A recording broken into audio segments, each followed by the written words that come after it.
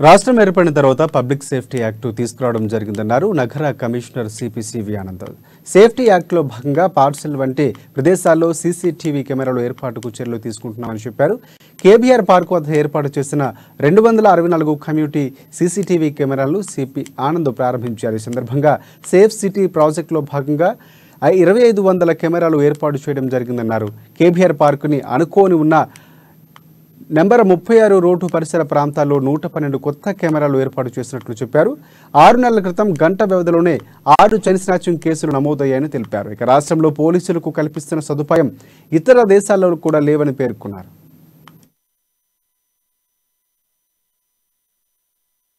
Minimum 2 cameras ఏర్పాటు చేయాలని కోరడంతో దాదాపు 5 లక్షల నేను సైతం ప్రాజెక్ట్ కెమెరాస్ ఏర్పాటు చేయడం జరిగింది.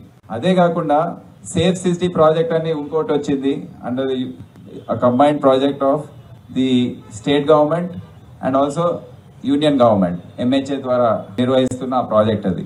ఆ సేఫ్ సిటీ ప్రాజెక్ట్ లో ఇంకా 2500 కెమెరాస్ ఇక్కడ, ఇంకా ఒక 1500 కెమెరాస్ రాచకొండ సైబరాబాద్ లో పెట్టడం జరిగింది. పోలీస్ స్టేషన్స్ అన్ని కూడా సీసీటీవీస్ తో ఇప్పుడు కవర్ అయ్యి ఉన్నాయి. అవే కాకుండా మెట్రో కెమెరాస్ ఉన్నాయి. అదే కాకుండా వేరే డిపార్ట్మెంట్ కెమెరాస్ చాలా ఉన్నాయి.